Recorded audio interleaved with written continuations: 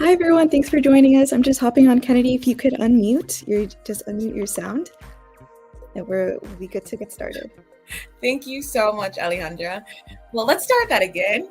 I apologize for that. Hi, everyone, and welcome to Food Empowerment Project's first ever donate-a-thon. I'm Kennedy, my pronouns are she, her, and I'm FEP's Youth Advocacy Team member. I'm now going to do a description of myself. I am a Black woman with curly hair, and I have these colorful earrings on.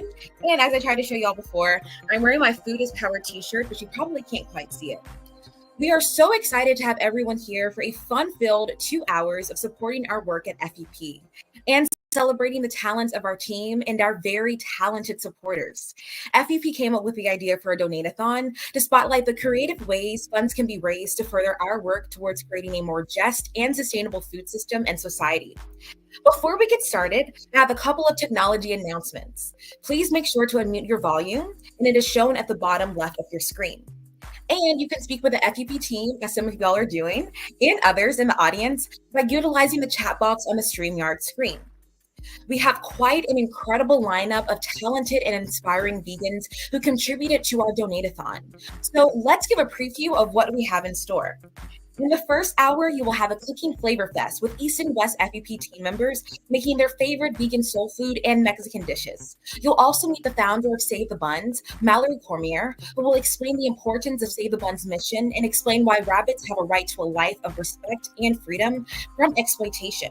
You'll also experience a digital storytelling of FEP by youth artist and activist Chelsea Velez, and hear stories by FEP's very own vegan programs team member Boler and fellow vegan musician Pauly Scott. Hour 2 will have you meeting the fuzzy critters that make up the families of the FEP team, a cooking demo of a vegan tofu chocolate mousse, a window into the minds of the creative talents of Katie Rose the Sharktopia, and a reading from Potato Chips and Wine by the wonderful Dr. Breeze Harper. Throughout each hour, you will learn about what makes FEP and our work unique as we connect various oppressive and exploitative food industries that impact human and non-human animals. We hope that you can donate to help us raise our goal of at least $3,000 during this event. We aim to reach our goal by the end of the second hour, and while we may be under the 2-hour mark, we hope that you can still help us meet that goal. If you feel inspired, entertained, and grateful for our work, we ask that you hit the donation link and give what you can. There will be giveaways, with one featuring our FEP memorabilia and another with our FEP Food is Power tote designed by Nooch Design Co. The giveaways will include 4 vegan cultural food guides, which are vegan Mexican food, Filipino food, Lao food, and Chinese food, FEP stickers, and a copy of our anti-dairy guide. Stay tuned for a chance to win. As we begin this event, we would like to take a time to make a land and labor acknowledgement. I am currently residing on Shawnee and Cherokee land and recognize that this land was stolen from the original peoples of these areas and want to take a moment to honor, remember, and pay respect to the past and present elders who have stewarded this land for generations. FEP recognized that the United States as we know it was built at the often fatal expense of enslaved Black people. We recognize that much of what we know of this country today, including its culture, economic growth, and development, has been made possible by the labor of enslaved Africans who were kidnapped and their descendants. We recognize their contributions and the continued contributions of their survivors. I also request that each of you reflect on the land you are on as well. So without further ado, let's take a trip to the East and West Coast for a vegan flavor fest. On the East Coast, you will meet FEP's vegan programs team member Boler, who will be making delicious black-eyed peas and greens with chipotle mushroom sausages. And on the West Coast, you will meet FEP's communications team member Alejandra and learn how to create tasty chilaquiles. At the end, we will do a giveaway of many FEP goodies. So let's take you to your first stop. Enjoy, everyone.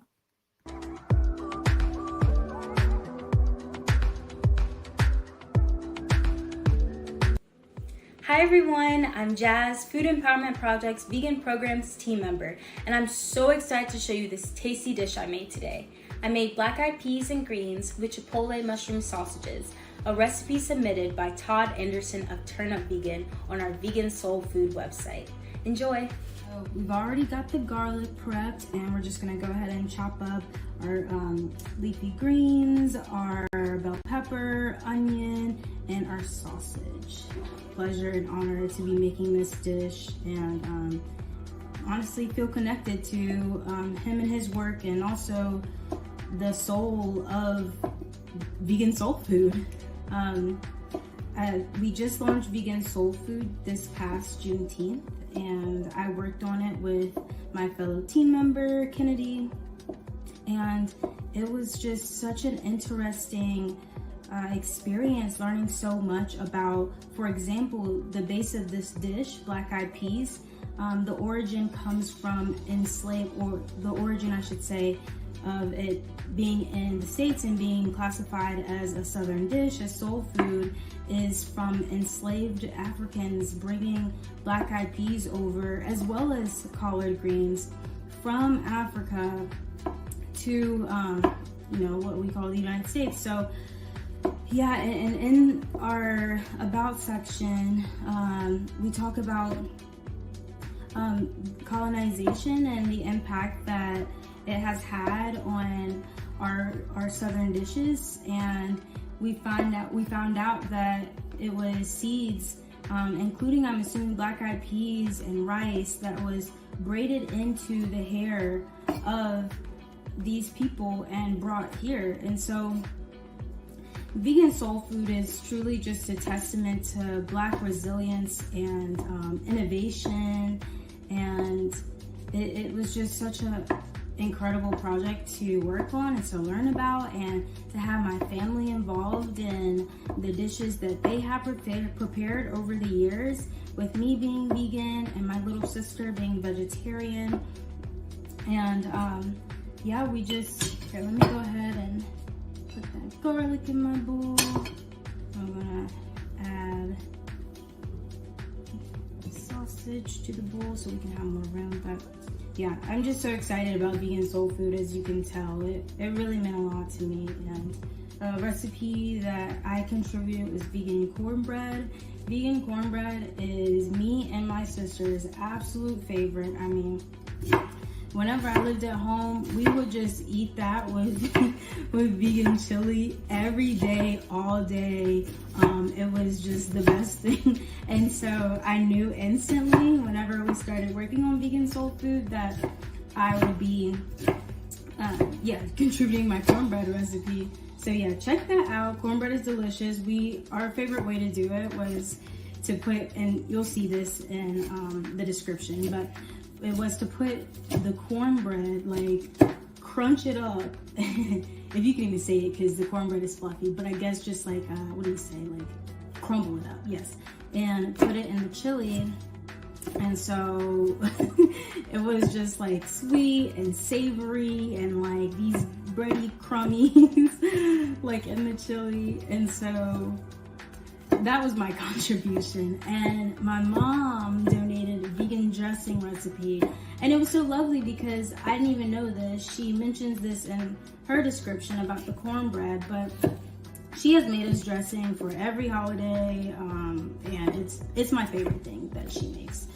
And the thing that I didn't know is that she actually got her recipe from my late great grandmother, who partially raised her, and she was very close to. So when I make this dressing recipe, it's just so many connections. It's my mom, it's her grandma, and it's like, who knows what spin-offs can come in future generations to come. So that's the beautiful thing about recipes, and it's just the best thing when you can share food with others. And that's what, like, making food with others and eating food with others and making food for others, like, it's like an ancient thing, like sit around the fire and eat and story tell and love and all those things. So that is that's my life story. And I really hope that you all go check out vegan soul food, because I mean, there's just a variety of dishes on there. Like, there's Ethiopian dishes, there's North African, there's obviously traditional soul food, there's Caribbean. So there's a lot of different categories from all over the African diaspora, and all of the recipes in each category are submitted by folks of that culture. So, you know, even though that is the case, these recipes are for everyone. There's some really great things on there, just like Turn Up Vegan's dish that I'm making right now. It's about to be so delicious. It's just so beautiful. And working with plants, I mean, I love to grow food, and the best thing is when you grow food and you get to just cook with it, you know, and you eat it, and you're like, I grew this. It's a relationship with you and the land and the sun and the soil all working together to get that amazing dish you made on your plate. Here we go.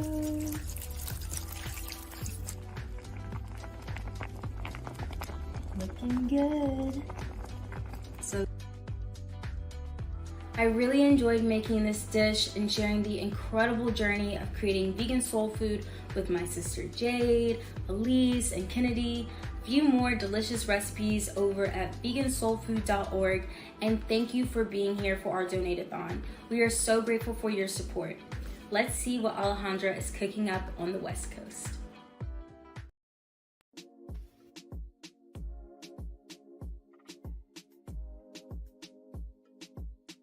Hi everyone, I'm Alejandra with Food Empowerment Project. Thank you so much for tuning into our Donate-a-thon.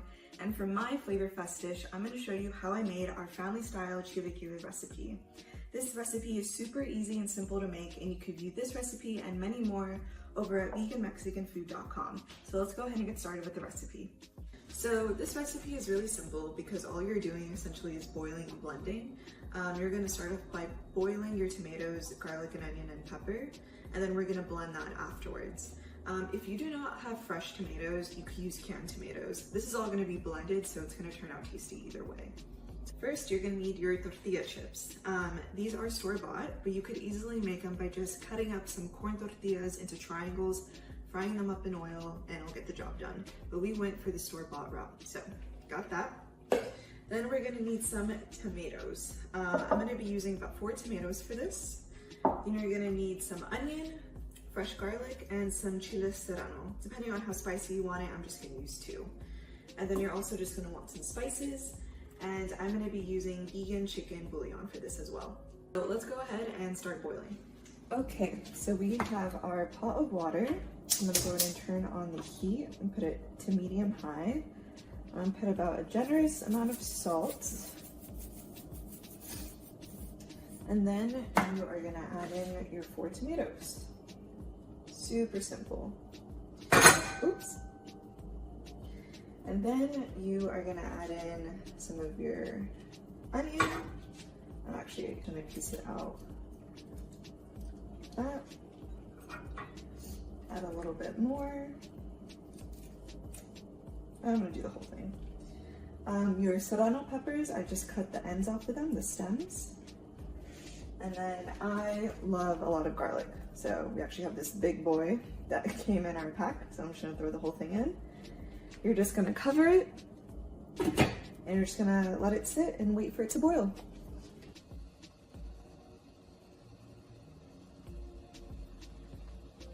Okay, so while that is boiling, you're gonna get what's left of your onion and you're gonna cut it into long shreds. We're gonna saute that at the base before we pour in our sauce and then also our tortilla chips. But I'm gonna do this off camera because I cry very hard while cutting onions. But sometimes I do like some chunky tomato pieces in my chilaquiles, so I'm gonna go ahead and just cut this up. I am so excited that all of you are here for our Donate-a-thon, and I was really stoked when Kennedy brought up the idea of having a cooking demo. veganmexicanfood.com from Food Empowerment Project is such a special site to me because it just shows us that we could still enjoy our favorite foods without using animal products and contributing to animal suffering while not compromising our culture. And this chilaquile dish specifically was my favorite dish that my grandma made for me growing up. It was just so easy and delicious, and I just have so many memories of her cooking with her in the kitchen. So I'm really grateful that I get to carry on her memory through this dish. And you could also view the full recipe here at veganmexicanfood.com. Okay, so once it's done boiling, everything's going to be super soft, and then we're just going to put it in your blender.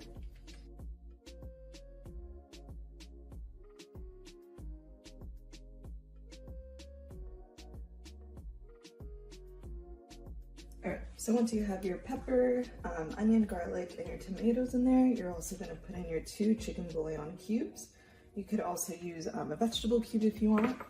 It's going to turn out super tasty either way. And then we go and just blend.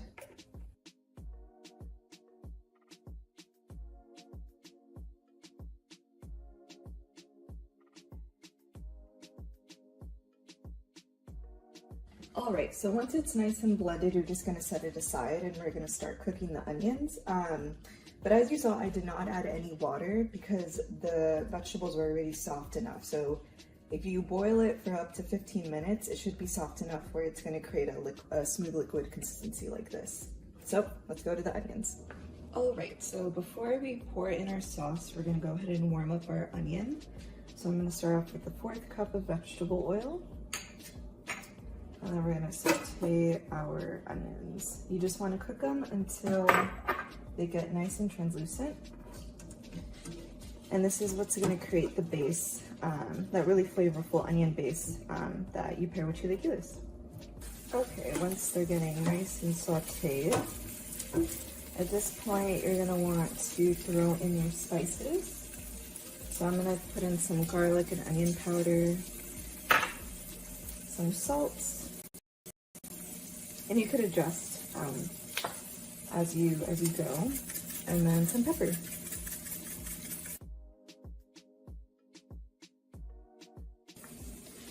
Okay, once the onions are nice and translucent, you're gonna carefully pour in your blended sauce. I did lower the heat so the oil doesn't pop out at me.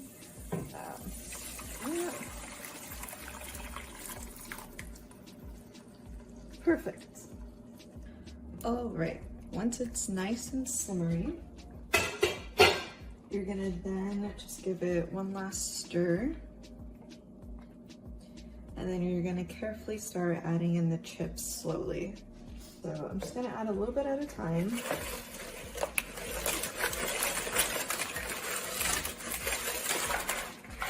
Start that much. And then just very gently start folding in the sauce. And you don't want to cover it because then that's going to cause the chips to sweat and that's going to cause them to get soggy. So just very softly move them around, make sure they don't break.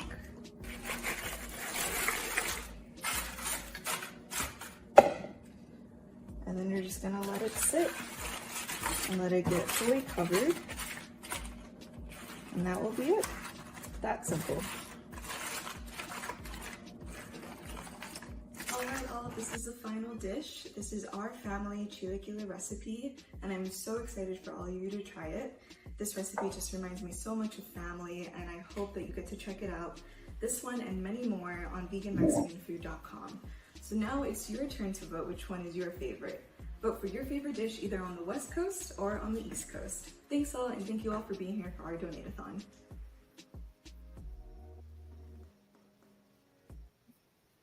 Wow, those dishes looked amazing and can be found on our website. Thank you, Jazz and Alejandra, for sharing those dishes with us. Now it's time for everyone in the audience to vote on their favorite dish based on the presentation. There are 2 ways we can vote.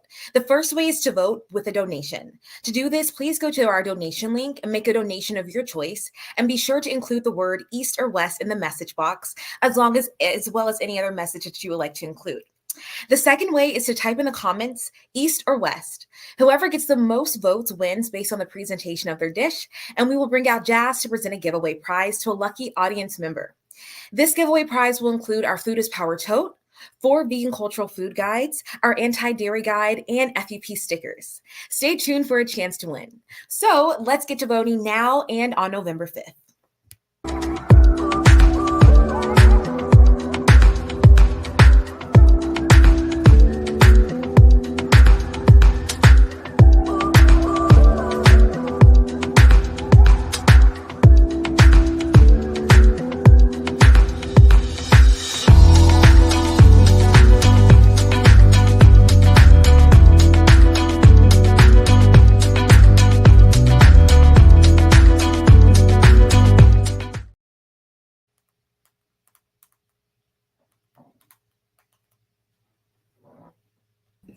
Hi, everyone. Thank you so much for joining us.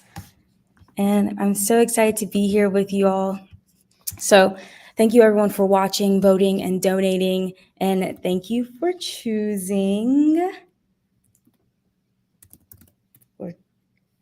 Thank you for choosing Alejandra as the winner for the best dish presentation.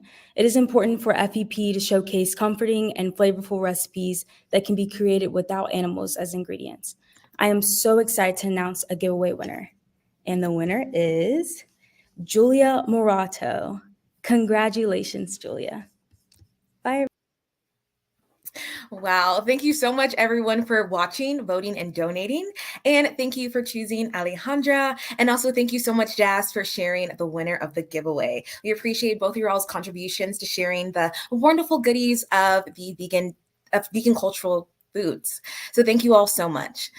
Now it's time for a fundraising update. Your donations support all of FEP's core programs, including veganism. Take a look at this short video of what we've been able to accomplish with your support.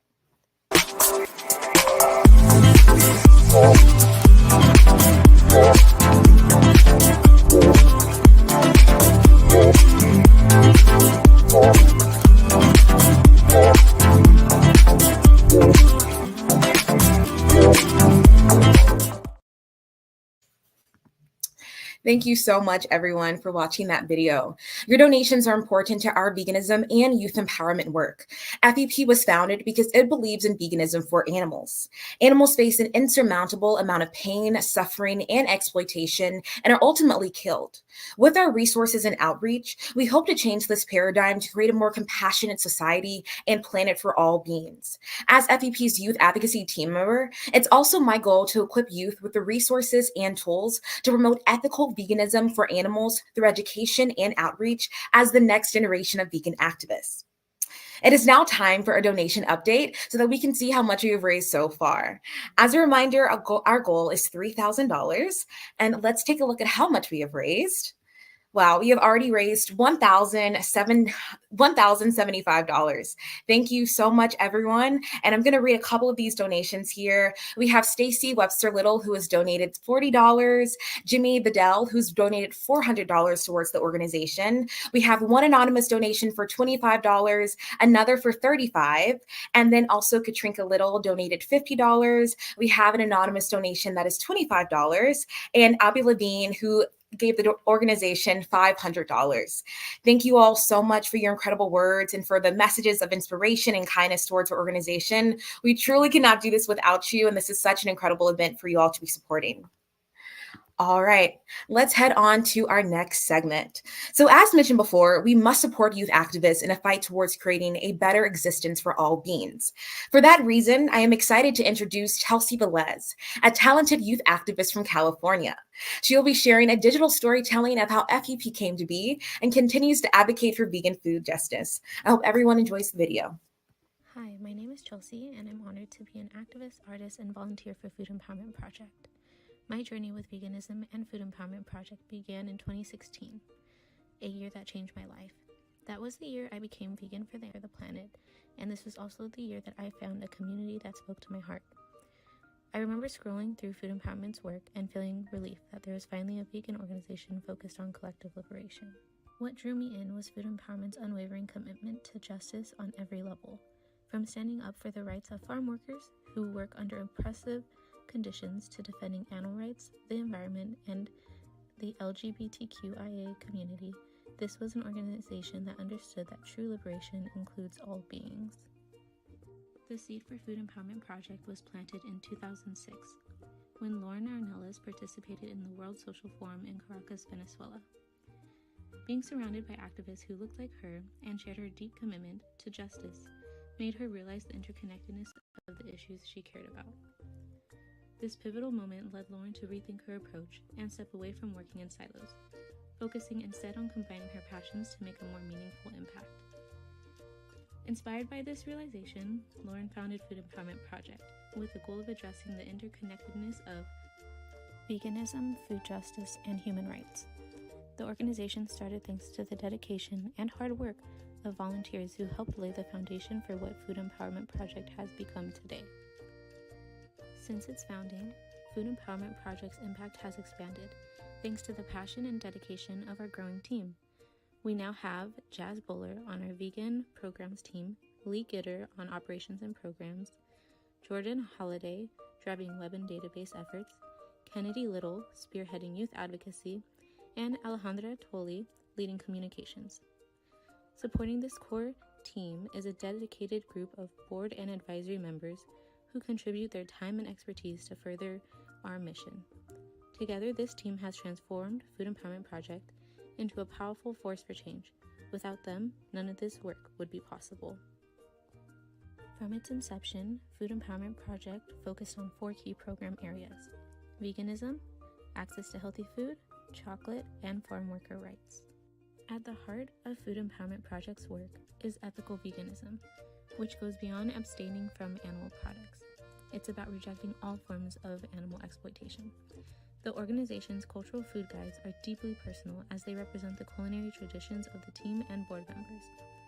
Food Empowerment Project has launched 5 vegan cultural food guides, including vegan Mexican food, vegan Filipino food, vegan Lao food, vegan Chinese food, and the latest, vegan soul food, to help people celebrate their heritage while also embracing a vegan eating, cruelty-free lifestyle. In 2022, we made headlines with our One Glass at a Time anti-dairy campaign, challenging the environmental devastation and colonialism perpetrated by the dairy industry. Our Got Colonization billboards near universities sparked widespread discussions on the impacts of dairy industry on animals, workers, and the environment. Food Empowerment Project is deeply committed to advocating for the rights of farm workers, whose labor is often exploited despite their essential role in our food system.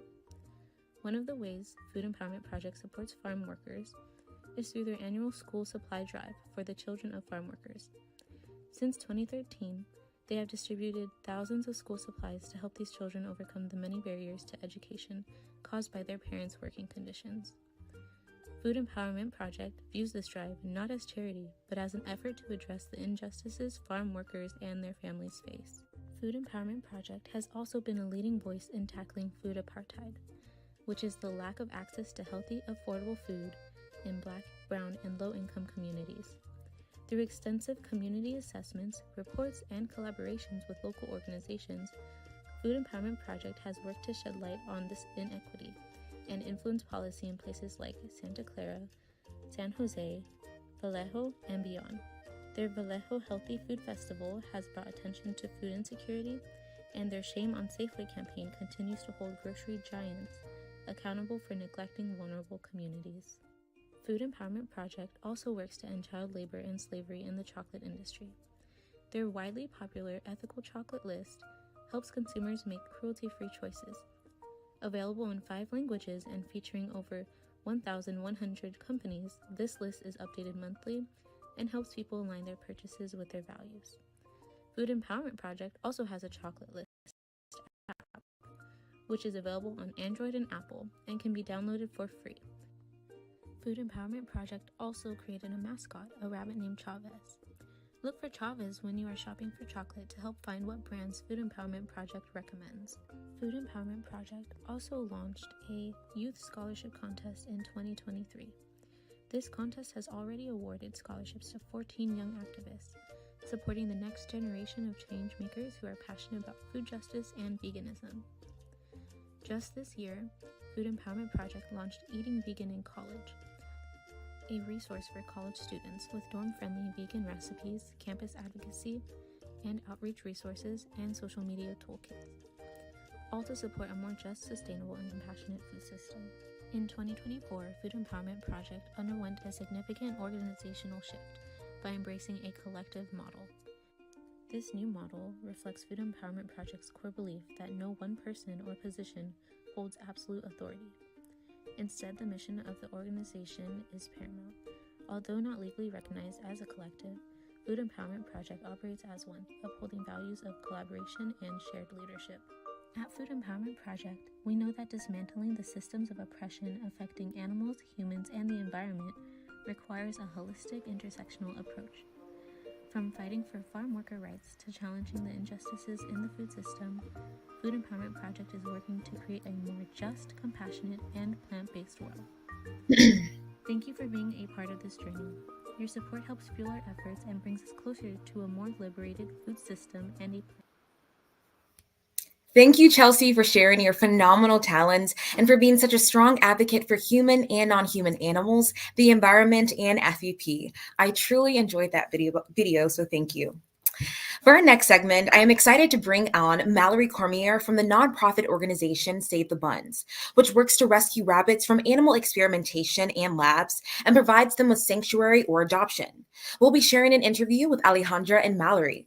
I hope that in this interview you take away the importance of advocating against the cruel treatment rabbits experience in entertainment, research testing, and farmed animal production.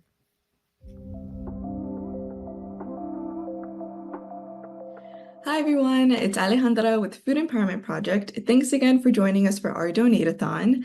I am so excited to be speaking with the founder and executive director of Save the Buns, Mallory Cormier. This incredible organization's mission is to provide sanctuary or adoption of rabbits who have been used in research or experimentation, and they also spread awareness of the testing of animals and provide alternatives instead of animals to use. And I have to say, I'm especially excited to be speaking to you because I am an avid advocate of cruelty-free beauty. Before I entered this advocacy space, I worked in beauty for 5 years, so this is very, very special to me, and I'm actually going to be taking care of Benito, who's Food Empowerment Project's team member. They're a bunny, and I'm going to be taking care of him for the next 2 weeks. So those of you who don't know, Benito is the child of Lauren O'Nellis, the founder of Food Empowerment Project, and Mark Hawthorne, who's actually on the board of Save the Buns. So this is very dear and close to me. So I'm really, really excited to be speaking to you. And it would be so great to discuss how these gentle, silly, and thoughtful critters are exploited in so many industries and how we're so grateful for organizations like yours. So thank you so much for being here. Very excited to be here and very much in support of Food Empowerment Project. We became a policy leader years ago, actually. So it's fun to actually connect online now. So great for having me. How important do you think it is for people to buy cruelty-free cosmetics and household products to help protect rabbits? I do think it's important. I feel personally, in my opinion, that we drive the market, right? Everybody, if you're buying certain things, you're going to push the market to fulfill the need of who's buying what. Just like with vegan and cruelty-free products, you can also do that. So it's tricky though, because sometimes people will slap a label on there and it may not be completely genuine. So the one that I always go for is the leaping bunny. So leaping bunny is definitely the one that you want to see. And also realize that not all leaping bunny certified products are vegan. So that's something that you also want to just keep an eyeball on too. Great, yeah. And thank you so much for also highlighting the importance of cruelty-free beauty, but also vegan beauty. So I think that's just, as a vegan food justice organization, we're always advocating for that element as well when buying cruelty-free beauty products. So we often talk about some of the animals as seen as companions and others seen as food, but with rabbits, they're seen as both. How do you address this hypocrisy? Personally, I've had my own experience with my first bunny that I got from, or Crumpet.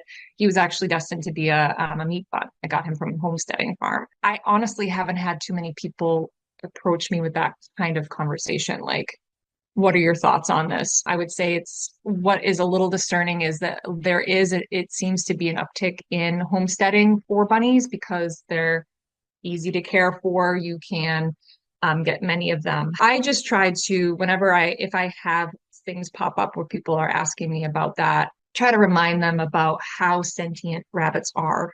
And also, because we do have conversations with people like, oh, it's just a rabbit, or you put them in a cage and you're good to go. Reminding them that they're probably the best companion animal that I've ever had. Can litter box train them. They learn their names. They become accustomed to routine. They have very different personalities. So just kind of speaking to them as beings can help remind people that they're important little critters that we need to keep in mind, because I don't think a lot of people give them credit. I've taken care of Benito before, and he was my first time being around a rabbit in that way. And he is so full of feist, and he just has his own little feisty personality that I love so much. So yeah, I think that's just really important to remember, is that bunnies are sentient beings. Just because they're not I say our go-to companion animal that most people have Right. doesn't mean that they don't deserve the nurture and care that other companion animals do. So thank you again for your work on that and for your advocacy on that. So it's been so great speaking to you, and I hope others took away something special from this interview as much as I did. Thank you all so much for your support so far on our Donate-a-thon, and thank you again, Mallory, for speaking with us. Thank you for having me and for this opportunity to chat. Good morning, my name is Mallory Cormier, and I am the founder and executive director of Save the Buns. Today I wanted to introduce you to the catalyst who started Save the Buns. His name is Chickpea, and he is a rabbit. So let's go see. He's trying to take a snooze. Chickpea started Save the Buns because he was destined to be euthanized because of a leg injury that he had. But luckily we had somebody reach out and contact me, and he did not end up being euthanized. He just needed some antibiotics and some time to heal. He's a bit shy right now. This is also his nap time. I'm interrupting it, but everybody wants you to meet Chickpea. Littlefoot, what are you doing? This is Littlefoot, our most recent release from the lab that we worked with before in Boston. Littlefoot and Shrimp are new to us, and they just came into our care in August. Both will be available for adoption, even though I'm having a very difficult time thinking about parting with these guys. But they're both doing great, acclimating just fine outside of the lab. They were clearly somebody's favorite in the lab because they're definitely much more used to being handled, enjoy human touch, and are pretty silly. That is Shrimp Boy. He's just having a good old time over yonder. He's a little bit more nervous than Littlefoot, but both are doing really great. Do you want to say anything to the camera, Littlefoot? Are you having a good day today? Come on, show us what you got. Show us what you got. Hey guys, of course I have to do a shout out to my main man, Crumb. Crumb is not a lab bunny, but I got him from a homesteading farm, so he was on his way to be somebody's meal, rabbit meat farming. But now he's not, and now he is just a snuggle bun. He really has been probably the best companion animal I've ever had. So I wanted to give a shout out to Crummy because this is what rabbits are like if you're able to earn their trust. I mean, not all bunnies are like this, but sometimes, when you earn their trust and work with them and just wait on, coming to them and not forcing things, they can be little snug guys. If you're thinking about getting a bunny, I definitely recommend doing your research prior, looking into finding a good vet that is bun savvy, because not a lot of people know that rabbits do need veterinary care, and they should at a minimum be checked annually or once a year. We also recommend getting the RHDV2 vaccine, which is a vaccine that helps protect against a disease that's spread by wild rabbits. So even if your bunny does not go outside, you can still bring it in on your clothing and have some type of exposure, some way, shape, or form. So it's always good to be preventing rather than treating. In addition, definitely recommend adopting over buying a rabbit. So working with your local rabbit rescues and humane societies to see who's available. And if you want to have a lab bun, definitely reach out to us too. But yeah. Oh. Well, I guess Crumb's saying it's been long enough. So everybody have a great day, and thanks for stopping by.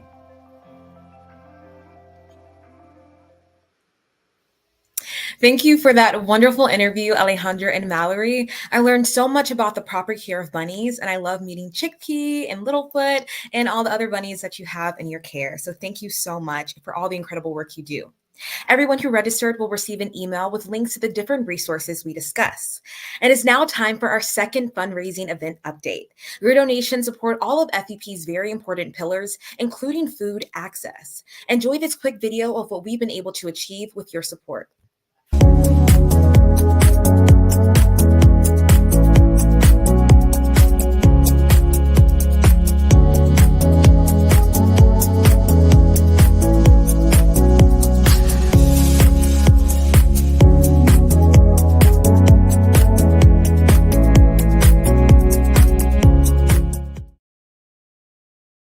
Black, Brown, Indigenous, and low-income communities are most predisposed to system of unequal food access to healthy fruits, vegetables, and vegan alternatives. FEP firmly believes that everyone should have a right to eat their ethics to make healthy food choices, but unfortunately, this is made nearly impossible for some people. Your donations and support help us fight against the system of food apartheid. Please know that your donations help make our expansive work possible. And now I would like to give an update of how much we have raised so far. We have raised $1,295. Thank you all so much. To give some names, Julia Morato donated $100 and said, "Thank you so much for the work you do. FEP is doing indispensable work for the vegan movement and thus the world. Collective liberation for all." Yes, I completely agree with that. And then Alicia Casas, who is quite an FEP you're famous within our FEP community. They were a part of our Chopped in previous years, and they mentioned, "I'll always support FEP and spread the word about the amazing work."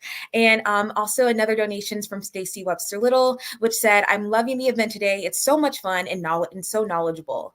Thank you all so much for your incredible donations, and they truly do not go unnoticed. And continue to know that if you feel inspired, entertained, and grateful for our work, we ask that you hit the donation link and give what you can. All right, now it's time for a musical performance with FEP Vegan Programs team member Jazz and fellow vegan musician Pauly Scott. If you feel moved by the music and lyrics of their song, please show some love by donating.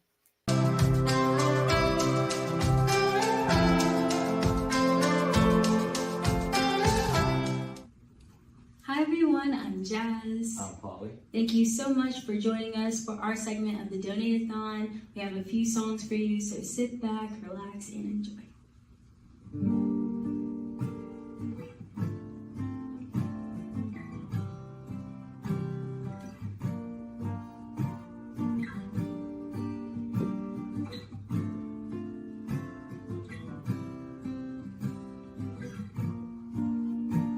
There's a special place in our heart for cute cats and dogs that barks when you're sad and lonely. You always have friends to look to, but what about the other friends? Always sad and also cute. When you're hungry, you start to do things that you wouldn't do. To friends that sleep with you, friends that you love so true, friends that you kill for if someone killed like you do.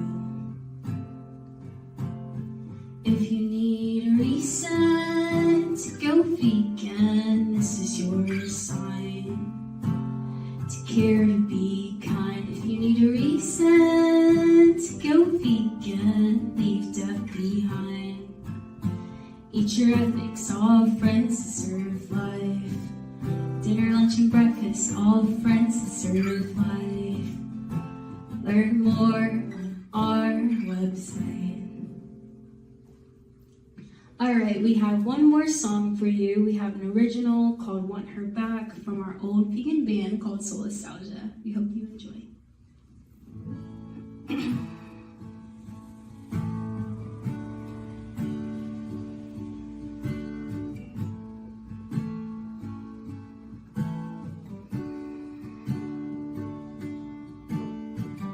The door always hits you like it was such an issue. You even came in the first place. And I always would miss you, though we can never get to coexist and set the same pace. And I bet you could notice, I bet you could feel the tension separating our face. I bet you could notice, and I bet you could feel the tension separating our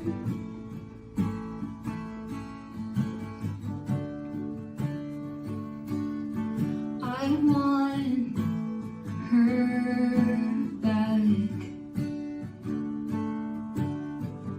The door always hits you like it was such an issue. You even came in the first place. And I always would miss you, though we can never get to coexist and set the same pace. And I bet you can notice, I bet you could feel the tension separating our face. I bet you can notice, and I bet you could feel the tension separating our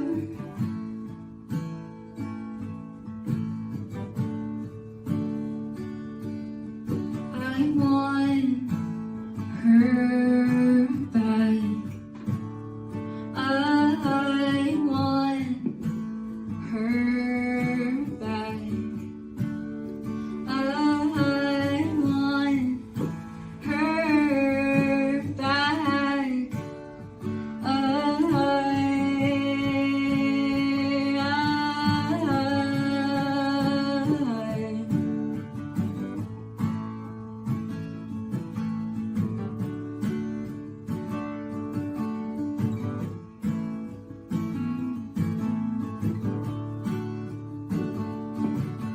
There's so many lengths she'd always take me.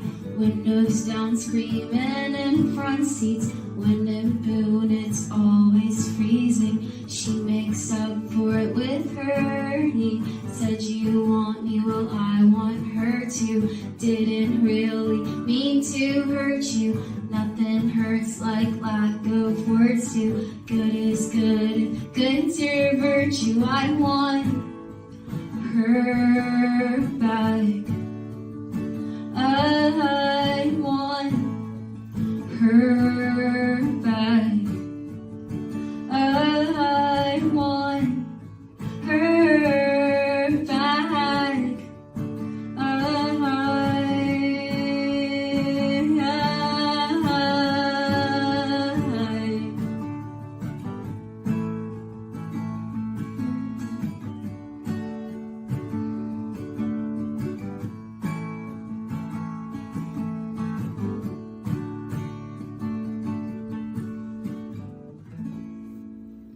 Thank you so much for tuning in, and thank you so much for your support, your donations, likes, comments. Any type of engagement really helps us continue to do the work that we do to help people go and stay vegan. So we hope that you enjoy the rest of this donate-a-thon.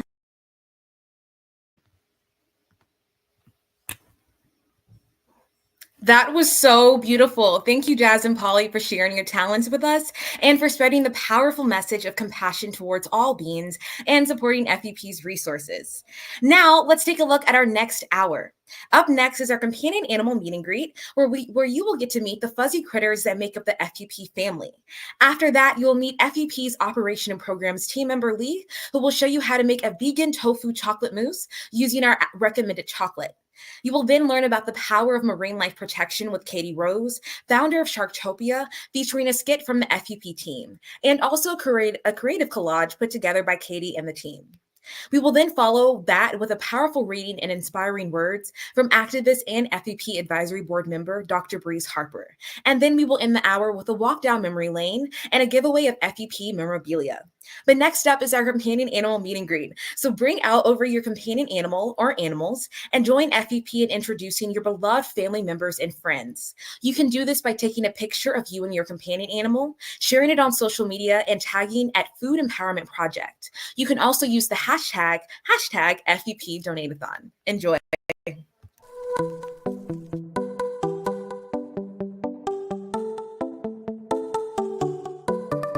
Hi everyone, welcome to our companion animal meet and greet. I'm Alejandra, Food Empowerment Project's communications team member, and I'm going to start with Luna. So this is Luna. Say hi, Luke. She is turning 14 this year, so she's my daughter, and I love her so much with my whole heart. So she came into our family in 2010. My cousin's dog was pregnant. She gave out the puppies to friends and family for free. So I was not expecting to come home with her, but I'm very glad we did. And yeah, she is my whole heart. She's everything. She's the reason why I exist. Her favorite things are sunbathing. She loves tummy rubs. She loves bell peppers. And yeah, she's absolutely everything. She's so derpy and I love her. She's just the cutest. So now I'm gonna go get Dexter, who's my other child. This is Dexter. We adopted him in 2016. And let's get out of my arms. He turned 12 this year in September. And as you just saw, he's very rambunctious. He's a very active dog. And his favorite things are belly rubs. If you stop petting him, then he will give you major side eye. He loves hiking. And he's just brought so much fun and adventure into our life. So we're super grateful for him. Hi everyone, I'm Jazz and this is Bodie. She just turned 2 years old this October and I rescued her from an animal shelter in Boone. She loves to hike and she also loves apples and carrots. Hi, my name's Jordan, and this is Oliver. He is my best friend and my familiar, my everything. He is going to be 18. Some of his favorite things are knocking things over. A fun fact about him is that he doesn't have any teeth anymore. Hey, everybody, this is Fiona. She was the first cat that we rescued, and she made me love cats. She's sweet. She's 14 now, and she loves snuggles and she likes drinking water out of the bathtub. She also meows a lot. And this is Rory. He is currently outside playing and won't come in. If you notice, he has lupus on his nose when we adopted him, but we've been able to help it get a lot better over the years. He's currently 11 and he's a funny dog. Hi, I'm Lauren. This is Benito. He's going to be 4 years old in January, and we found him in downtown San Jose, probably dumped as a previous Easter gift. And his favorite things are to get out of my arms, and I'm going to toss him over. He likes to be in his own space. Ooh. And he loves food. And his butt jiggles when he eats his favorite foods, which includes bananas. Hi, everyone. My name is Lee, and this is Seymour. He is about 7 years old. He was found on the side of the road near a sanctuary. He enjoys snuggling underneath blankets and destroying toys. And although he kind of looks like an angel now, he can kind of be a jerk. And then this big girl here is Sandwiches. I rescued her about 8 years ago. She's around 14 years old. She enjoys lying in the sun and sleeping. She's the best dog ever, and I love her very much. So thank you all for being here and for being here for our donate-a-thon. Thank you all so much for your donations so far and for your support. And I hope you enjoyed our animal meet and greet. Thank you.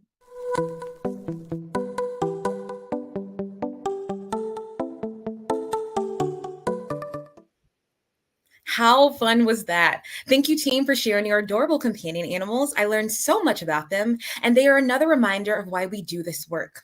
It's now time for us to visit Lee in his kitchen as he shares how to make a simple and tasty vegan tofu chocolate mousse with F.E.P. recommended chocolate.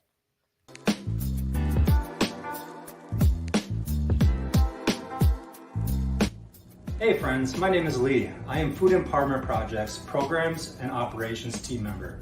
I'm going to show you how to make a quick and easy recipe today, and that is chocolate tofu mousse.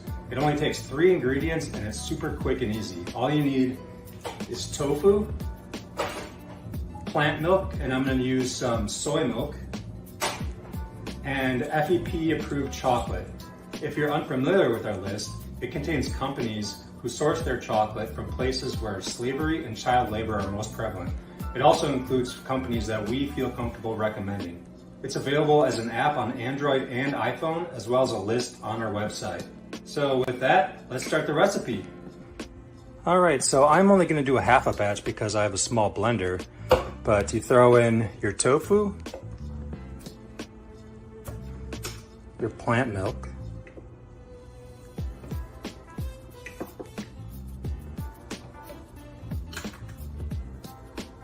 and your melted chocolate.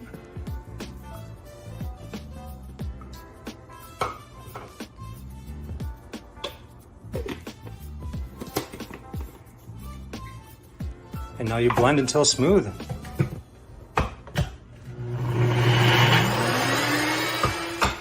So now I'm just gonna scrape the sides a little bit. Make sure that all that tofu gets mixed in there. Scrape this off a little bit. Give it another round.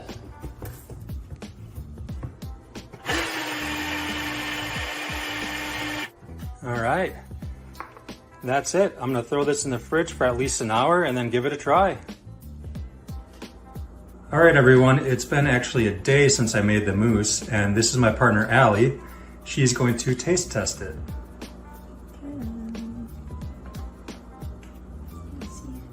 Ooh.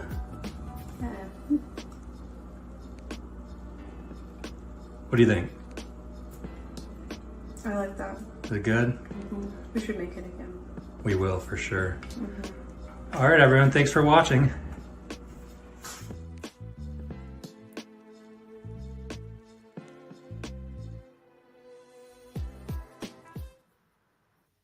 Thank you, Lee, for sharing that delicious recipe, and Allie for being the taste tester. That dessert can be found on our website, foodispower.org.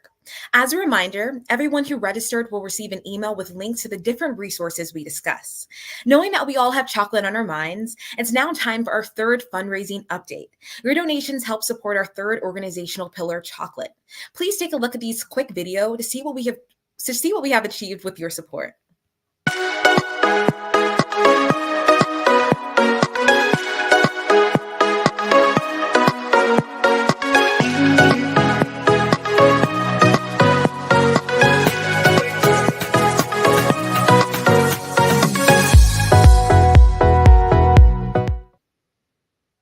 Your donations help us increase awareness of forced child labor, including slavery in the chocolate industry. We have a recommended chocolate list that you can find on our website, and we also have a free, easy-to-use app. To date, more than 18,000 people have downloaded our chocolate list app to help them shop more ethically. Now, let's see how much we have raised.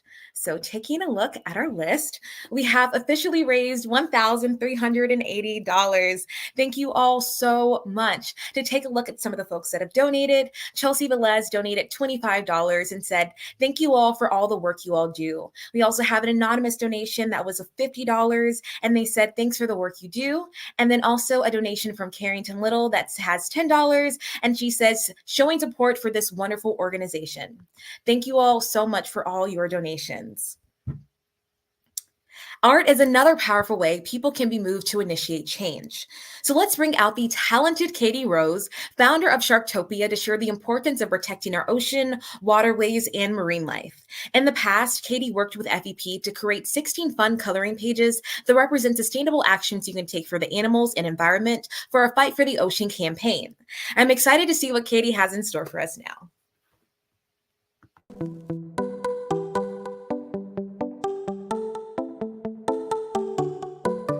Hey team! Earlier today, I was going through our Fight for the Ocean page and came across some startling facts about ocean pollution and harm to marine life. Like, for example, fishing nets alone make up 46% of the 79,000 tons of garbage in the Great Pacific Garbage Patch. And in the Mariana Trench, east of the Philippines, the deepest depth on Earth, 100% of the animals studied had plastic fibers in their digestive tracts. Wow, I did not know that. That's terrible.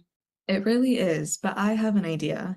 How about in honor of marine life, we each color a page from the Sharktopia Fight for the Ocean coloring pages and share our pages on social media, encouraging people to take action against plastic pollution and for aquatic life protection. I love that. I've actually got a coloring page right here. That's an excellent idea, Alejandra. Utilizing art is a cool way to share the importance of protecting our ocean and waterways, and encouraging others to do the same is vital. It might even inspire some people to go vegan. Great point. Let's get coloring.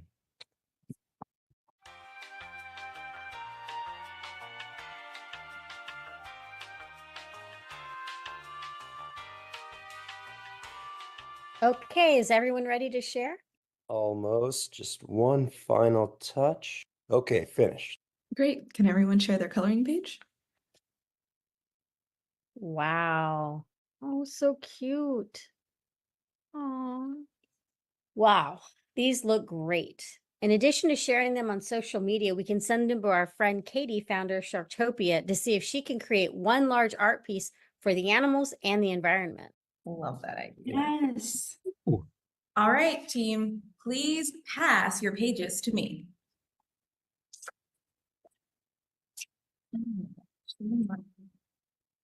Well, that could have been a lot more organized, but thanks you all. Let's get these for Katie. Wow. Oh my gosh, these are so great. Everything looks amazing. Thank you so much, the Food Empowerment Project team members. These are great. I really want to show these to you, but first, so official hi and thank you to everybody joining us today. I am Katie, creator and artist of Sharktopia and illustrator of the Fight for the Ocean coloring book collaboration with Food Empowerment Project, which is free for everybody to download on their website. But now let's head to the beach and learn about those waterways.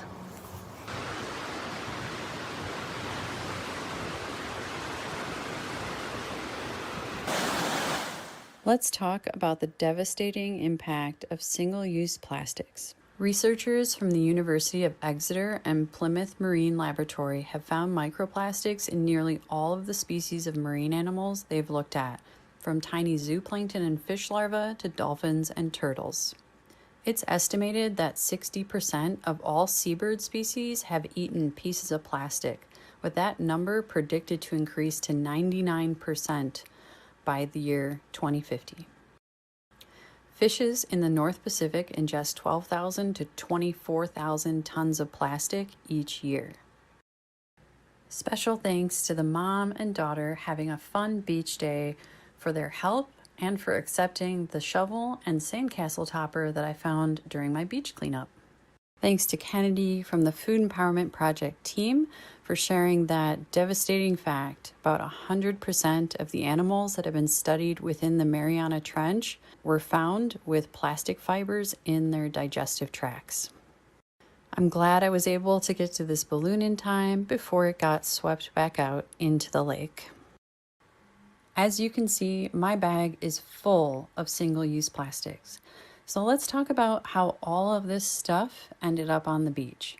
Do people just leave it behind, or is something else contributing? Storm drains located along our streets are usually marked with signs or labels that say no dumping, drains to fresh water, or leads to the lake, etc. Bottles, cans, straws, plastic bags, all of these things can go down these drains. This one says drains to lake. Everything leads down through this culvert and directly into Lake Michigan.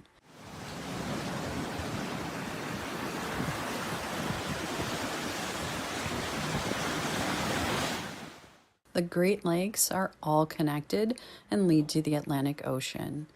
Lake Michigan and Lake Superior both connect to Lake Huron through rivers and waterways into Lake Erie, Lake Ontario, and then up through the St. Lawrence River, out into the Gulf, and directly into the Atlantic Ocean.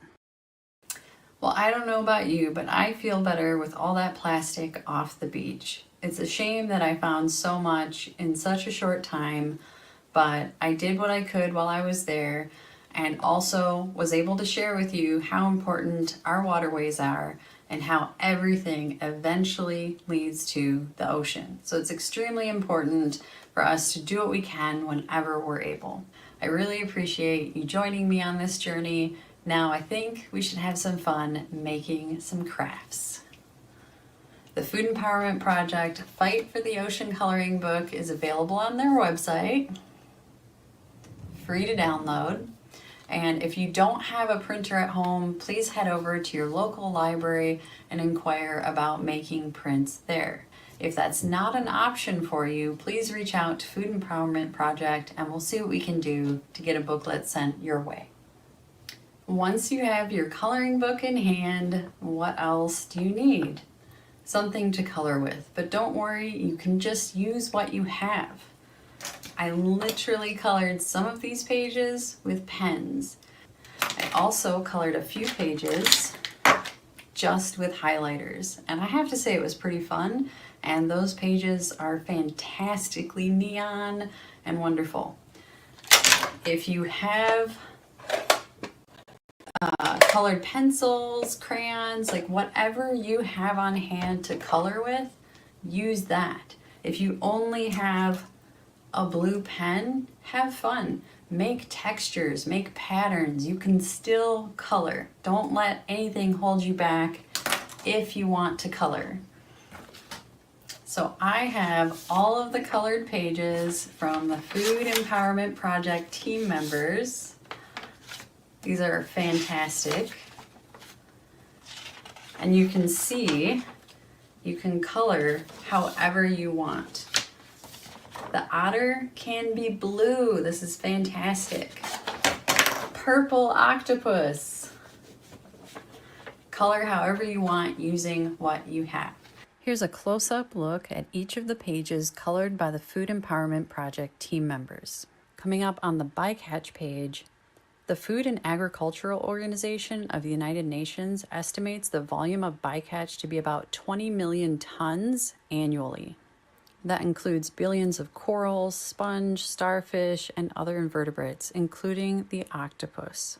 And here are the pages that I colored, including the cover page. Loved using the highlighters and making this jellyfish super vibrant, along with the killer whale, orca. And on the mola mola, I did some colorful patterns and spots. The ocelot, I used a pen and a little bit of pencil there for the coffee, but mostly I just used texture to create depth and shading. More highlighters on the fish, back to colored pencils on the whale, more highlighter and pens for depth. It was just really, really fun to layer the colors. So the Food Empowerment Project team members colored this stack. And I colored this stack so we would have a completely colored book to combine into one big art project. And I've got this free box, which you can get a cardboard box from local business, grocery store. Just go in and ask for a box. You can acquire a box pretty easily. So I'm gonna cut this sheet off and I'm gonna combine all of our art so we have a nice, fun display. So I'm starting with gluing down the bycatch page because I know I'm gonna layer some of the other things on top. I'm gonna make sure the bycatch information is still visible, but I'm going for a very full collage, so that's step one for me. Next up, I'm gonna grab some scissors and start cutting out all of the animals and things that can be cut out. You don't have to collage these. For example, the octopus stack makes a fantastic bookmark. But instead of showing you all the cutting, let's just skip to the end. There they are. Everything is cut out. So I'm gonna start gluing things down and making my, very, very full display. I'm gonna rearrange some things, get my layout figured out, make some adjustments as I go, and just continue gluing things down. And you don't have to make a collage. You can just use these items as bookmarks and ornaments, and you can get creative with everything. Time for the reveal, the finished product, the finished collage. I had a lot of fun putting this together. It is super, super fun to see each of the Food Empowerment Project team members represented on this page. Lauren actually wrote this note on the note page with the oceanic white-tip sharks. It says, "Love animals, don't eat them." We have our bycatch page in the background, still with the information visible. Just everything is here. I don't know, I just love how it turned out. It may seem simple, it may just seem like, a cardboard collage, but to me it's something that's so fun, a little interactive. This card opens, and then actually one of the things I wanted to mention is the joys of a coloring page. You don't just have to use the part with the dashed lines to cut out that one part. You can include some of the other elements. So this manatee and this bit of verbiage were on the page with the card that you could cut out. So, just all the things. We have highlighters, we have pens, we have markers, we have colored pencils, we have all of the things. I think there's some glitter or glitter pens. that were used on the bycatch page. So, you know, use what you have to enjoy coloring, to enjoy making something, to have fun being creative just for the sake of being creative. It is just, it's fun. I don't know how else to describe it. I've been doing this forever, and it's always been so fun to me. So I'm just so glad I can share my love, my passion for art, along with meaningful messages and help spread awareness further. Well, I hope you had fun joining me creating this fantastic display of color and awareness and some really cute animals, along with impactful messages. While we're here, please consider donating to Food Empowerment Project to help them reach their goal. Your donation helps support their ongoing impactful work on veganism, farm workers' rights, youth advocacy, access to healthy foods, forced labor in the chocolate industry, and more. Plenty of projects pop up from time to time, like this coloring book. So your support is always so much appreciated. I hope you know that.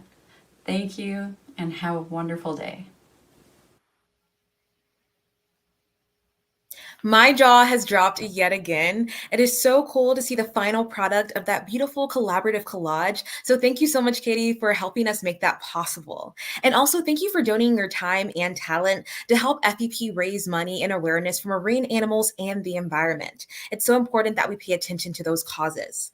While there is still so much work that has to be done, we must take time to reflect and sit with ourselves to re-energize. Some ways members of the FEP team and I do this is by going outside, spending time with friends and family, and reading a book. I'm excited to bring out longtime FEP supporter, Dr. Breeze Harper, to read from her book, Potato Chips and Wine. I hope that during this reading, you can sit back, enjoy her words, and reflect. Hi,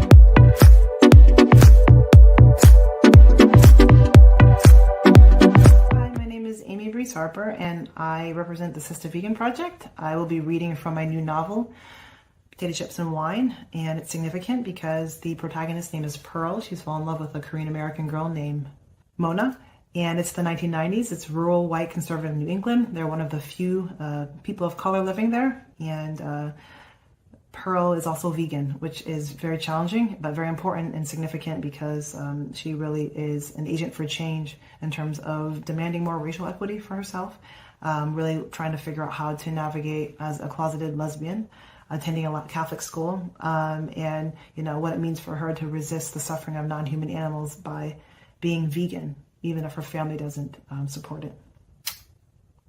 So here's a scene that I'll be reading. Mona and I were gazing into the sky. Her head was on my legs, and I was stroking her hair, a large fleece Care Bears blanket over her.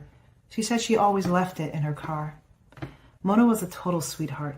She had driven me to Bush Hill to see the May sunset at Pomeroy State Park site in Lebanon, the town adjacent to my small town, Columbia, and fed me fried tofu, spring rolls, dumplings, and a Korean barbecue spice tempeh wrap she'd gotten from the cafe No Meat Here, the best wrap I had ever eaten, and then dried mango as dessert. We talked until we ate for nearly 2 hours, making out in between since we were the only ones there. Spicy barbecue kisses mixed with sweet, sultry mango. She knew how to get to my heart through my mouth in more ways than one. As I ate with Mona, it reminded me of when Audre Lorde dined with the Sapphire Sapphos in the 1980s. She was poetically battling against a society that hated her for being gay, for being a woman, for being black. She had been sick, diagnosed with cancer again, this time in her liver. But these women showed up with their hearts splayed out through an array of sumptuous dishes for their dying queen, and I know that she felt nourished in a way that cancer could not destroy. Mona and I talked about everything, about what it was like to be one of the handful of kids who weren't white, often getting stared at or being asked where we really were from. She laughed at me when I told her that in the 6th grade, while attending public school and riding on the bus, some white boy asked me, "Do you do good in school even though you're colored?" She shared with me how she was called Asian racial slurs the first week of kindergarten. She looks at me. The teacher actually laughed when this little redheaded girl asked me, "Why do you have slanty eyes?" rather loudly when I was at the chalkboard trying to spell out the word dirt that Miss Mathers had asked me to do in front of the class. I was really confused by my classmates' question and the teacher's laughter. Even though I told my dad and he went to the principal, kids would say horrible things like that through my first year. That's when my dad told me that I should just ignore them. So I kind of did. I look at her. Have you ever hit any of those racist assholes? Nope. I really just blocked them out. It hurt, but I didn't want to hit anyone. Scared to get hit, and I really do believe in nonviolence. I really do think a lot of times hurt people hurt people. I don't want to hurt back, but that's just me. You're better than me, I guess. Elementary school, I was like Mike Tyson. I punched quite a few bigots. Whew, there was this freckle-faced white boy that I punched in the face. We were in the 4th grade. He kept calling me the N-word, smelly little N-word on the school playground. So I went up to him and just smirked, not expecting me to do anything.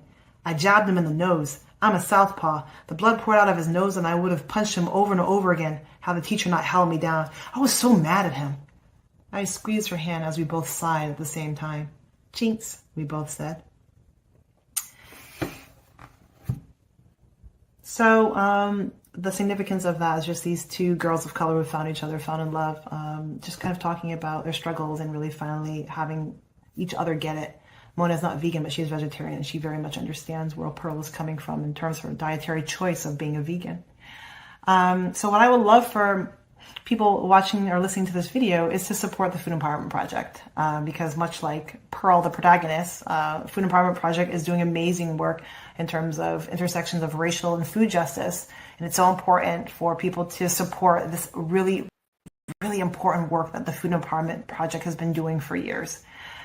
So please give what you can. It's vitally important because, we all need to eat and people are out there working hard to give us food. And many of them cannot even afford the food that they are harvesting, that they are picking. And they're doing it under often just really horrible, exploitative and harsh conditions. And that's not necessary. That's not fair. That's not equitable. And Food Empowerment Project is doing the really necessary work out there to make food and their focus on veganism truly cruelty-free for everyone involved. Thank you.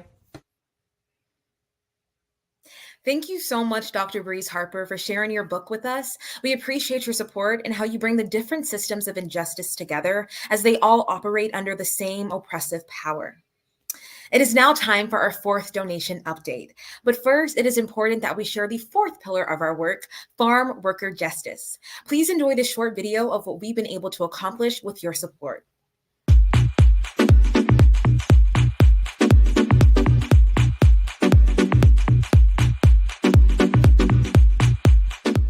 Mochila, Navali, I just want to say thank you for helping us and for the donations of that backpacks because there's a lot of help for us, like farm workers. Yeah, go ahead.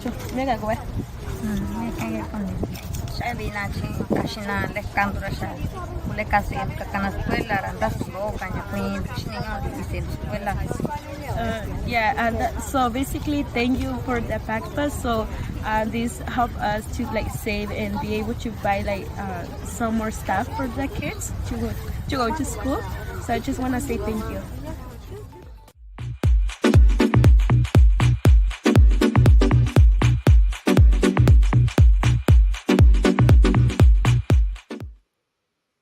We must advocate for farm workers, individuals who are so often exploited in the food system.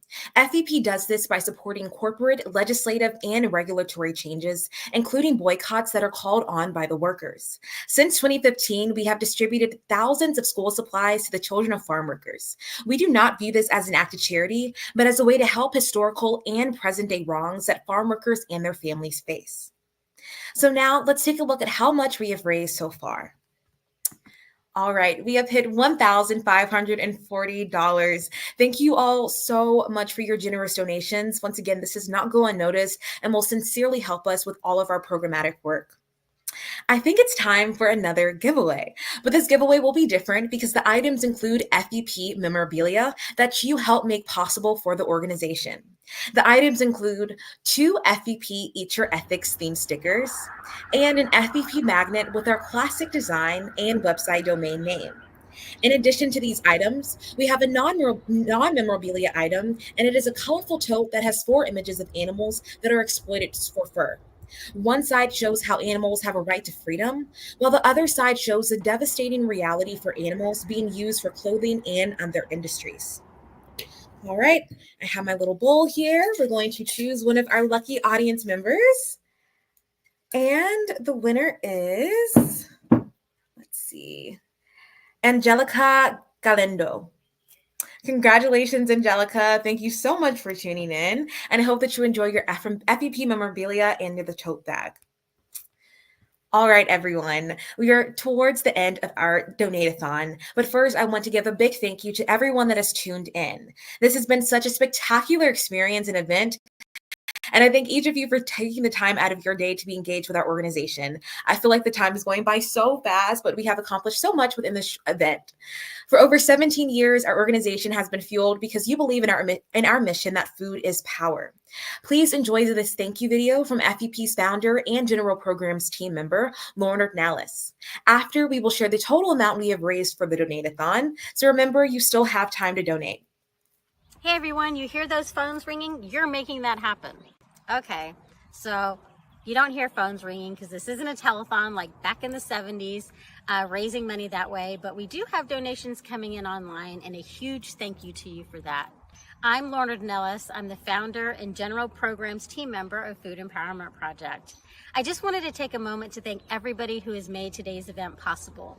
From Dr. Breeze Harper, from a powerful reading from her book, which we hope you will check out, and her important support of our work and all that she does, as well as Katie Rose with Sharktopia for her incredible talents and all she does to help save ocean creatures, especially the sharks, and the beautiful collage she made. Also want to thank Chelsea Velez for her incredible drawing artwork, not sure what to call such talent, of creating what FEP is all about and a little bit of our history.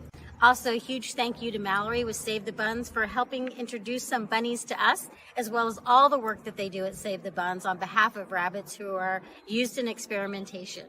And also a thank you to Pauly Scott for sharing his talents with us and along with our jazz. We really appreciate the music that they made today. I also want to thank every member of Food Empowerment Project, and there's a lot of things that happen behind the scenes that you don't know about, but I won't go into those. But a huge thank you to Alejandra for her amazing cooking, Lee also for his cooking, and Jazz for her cooking and for her singing. Jazz, we're so lucky to have your incredible singing talents and also your beautiful lyric writing. Also, Jordan, thank you so much for the tech and graphics and everything you've done to make today run smoothly. And Kennedy, truly thank you for everything. This is Kennedy's brainchild, and thank you so much for everything you've done to make today happen and in everything you do while you're still in college. And a huge thank you to all of our donors. Without you, none of this could be possible. All the work that we do is thanks to you. Believing in the work that we do at Food Empowerment Project, in trying to create a world where justice includes human and non-human animals, so that veganism is part of the norm. We thank you so much for your belief and your financial support in our work, and we are so grateful for everything you've done and continue doing to move our work forward. Thanks. Thank you so much, Lauren. I also want to give a major show of appreciation to the FEP team and a special thanks to the guests who worked so hard behind the scenes. I'm so thrilled to say that we have officially raised $1,540. Thank you all so much for your generous donations. And our donation link for this event will close at 11:59 p.m. PST today, so Saturday. So till then, please share the donate-a-thon link with friends, family, and community members and tell them that they still have time to donate towards our important cause. Once again, I feel like the time is going by so fast, but this has been such an enjoyable experience with each of you. I've enjoyed seeing your comments, their interactions, the donations, and just the love for the work that we put into this event. We truly cannot put on events like this without you and any of your support, and we appreciate you doing so much. We will be sending a follow-up survey as well as a follow-up email with a recording, reference links, and more. Well, everyone, this concludes our donate-a-thon. I hope that you all have a wonderful rest of your weekend, and thank you for taking some time out to be here with us. Thank you for tuning in, and have a great rest of your day. Bye.